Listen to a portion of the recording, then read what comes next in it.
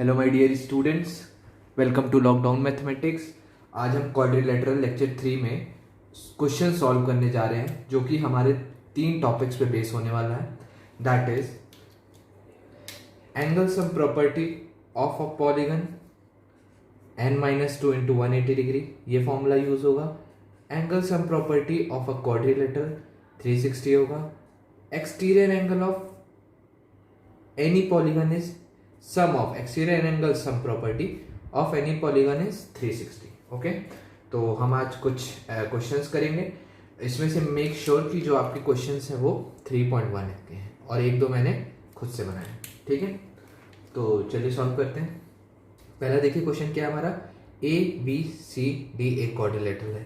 अगर आपके पास क्वाड्रिलेटरल पे नेमिंग नहीं की हुई है वर्टिसेस की, तो आप अपने according A B C D E ऐसे कुछ भी लिख सकते हैं, ठीक है। अब आपको क्या फाइंड करना है, एक्स। और ये सारे, अब ये देखिए क्वाड्रिलेटरल कैसे, एक साइड, दो साइड, तीन साइड, चार साइड, तो ये 4 sided quadrilateral 4 sided polygon quadrilateral है।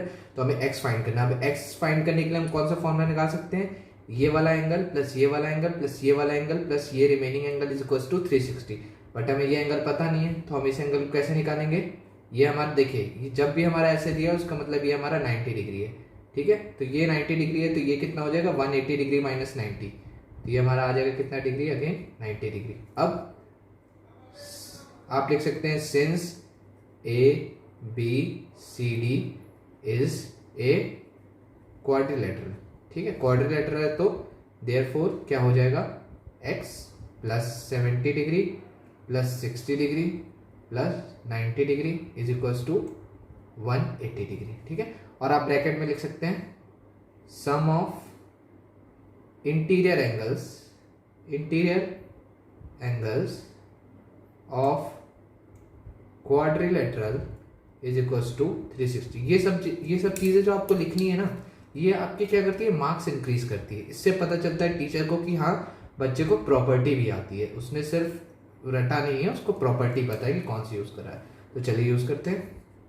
x प्लस 70 और 60 हमारा हो जाएगा 130 और 90 हो जाएगा हमारा 220 is equals to 360।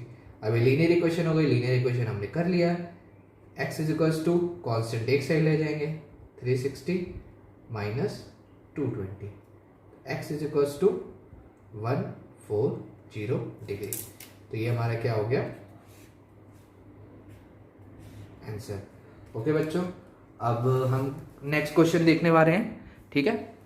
Next question में हमारा क्या है, अगेन देखिए ए बी सी डी ई। अब ये हमारे कितने साइड है, 1 2 3 4 5, तो हमारे ये कौन सा है, 5 साइडेड पॉलीगन है। अब क्योंकि पॉलीगन है तो पॉलीगन के लिए हम कौन सा फॉर्मूला लगा सकते हैं, n-2 into 180 degree.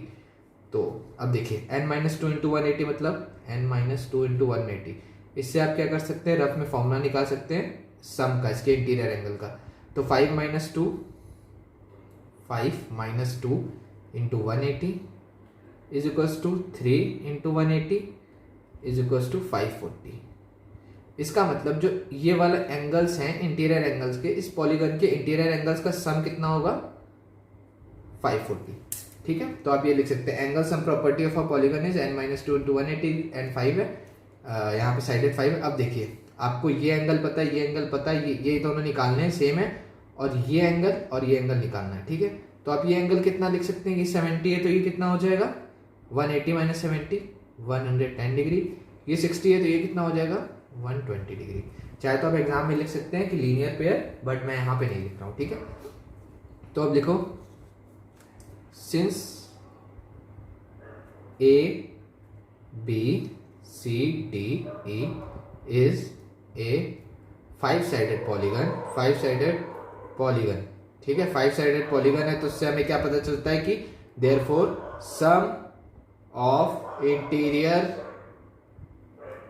Angles is equals to 540। अब क्या कर सकते हैं आप, x plus 30 plus 110 plus 120 is equals to 540 करना है आपको।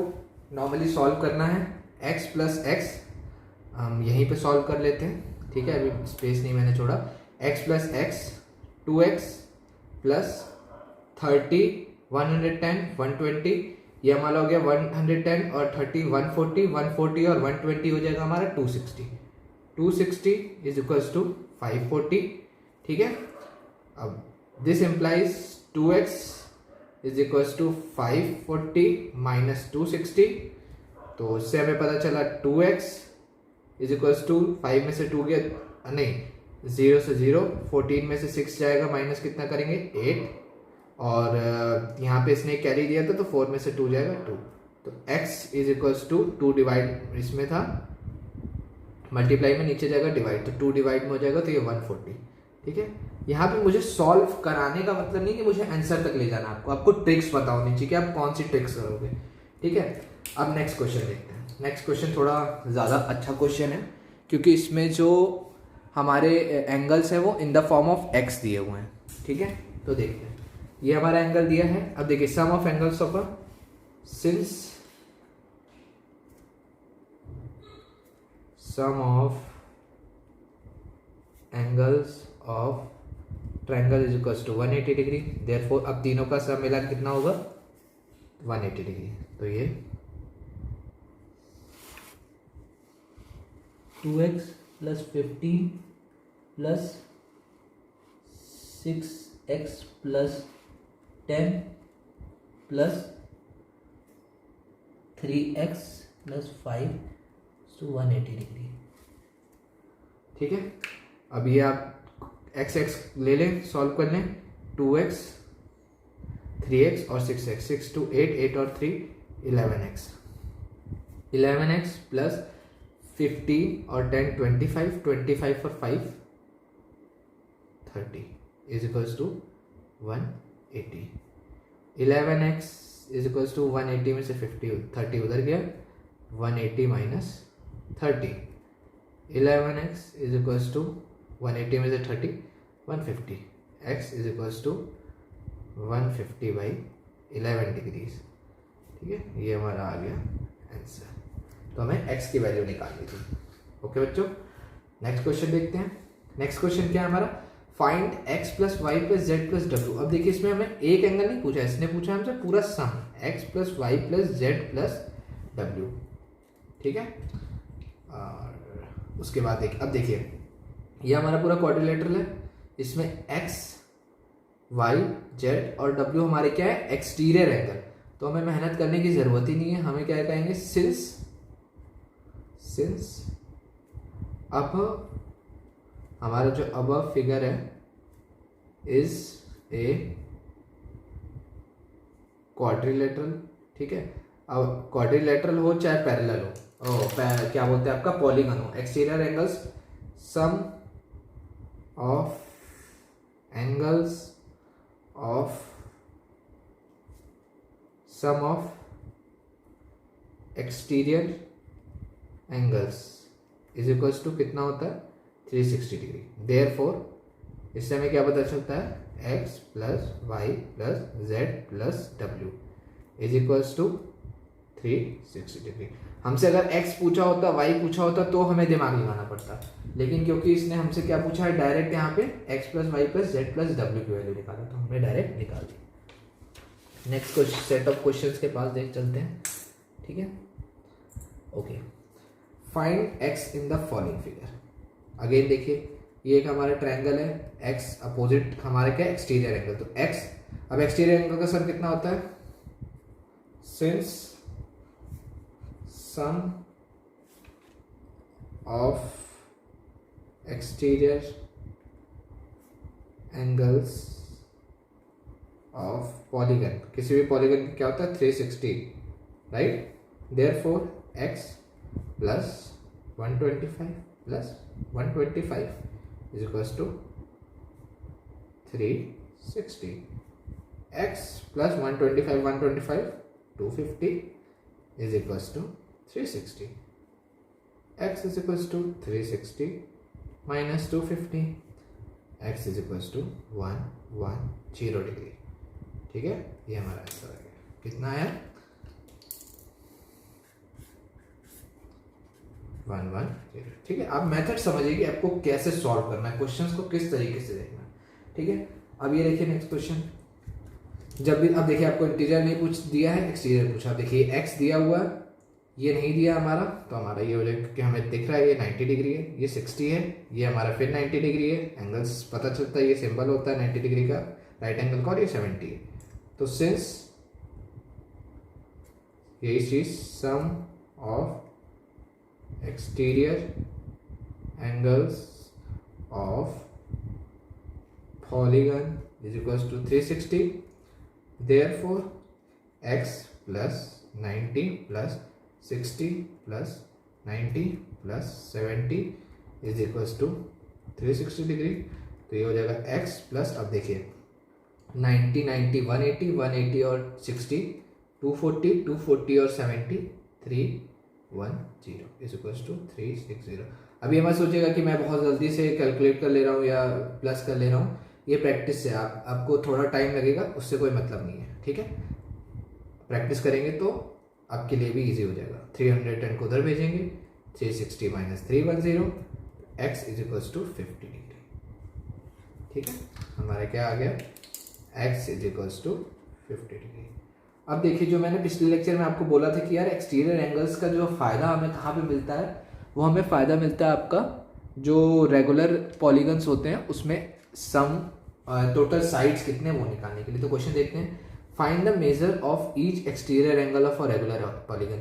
अब इसमें पूछा क्या है कि रेगुलर पॉलीगन्स का सारे एंगल्स बताओ। रेगुलर पॉलीगन है तो मतलब एक एंगल अगर हमें निकल गया तो वही सारे एंगल्स होंगे, ठीक है।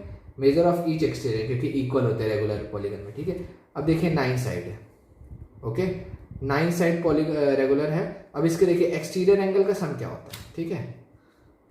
देखिए sum of exterior angles of any polygon, किसी भी पॉलीगन का कितना होता है बच्चों, 360, ठीक है। अब देखिए हमारे पास 9 साइड्स है तो कितने एंगल्स होंगी, 9 एंगल्स। अब एक चीज और, जब इंटीरियर एंगल्स रेगुलर पॉलीगन्स में इंटीरियर एंगल्स भी सेम होते हैं, जैसे देखिए सपोज करिए, हाँ रेगुलर पॉलीगन्स में इंटीरियर एंगल्स भी सेम होते हैं, एक्सटीरियर एंगल्स भी सेम होते हैं। सपोज करिए ये हमारा ट्रायंगल है, ये 60 ये 60 ये 60, तो जब आप इसको कैलकुलेट करेंगे ये 120 आएगा, ये 120 आएगा, ये 120 आएगा। अब देखिए हमारे पास 9 साइड्स हैं तो हमारे टोटल एंगल्स कितने बनेंगे, 9, और सब इक्वल बनेंगे। तो लेट द, अब इससे देखिए क्या पता चलता है आपको, find the measure of each exterior angle, let the exterior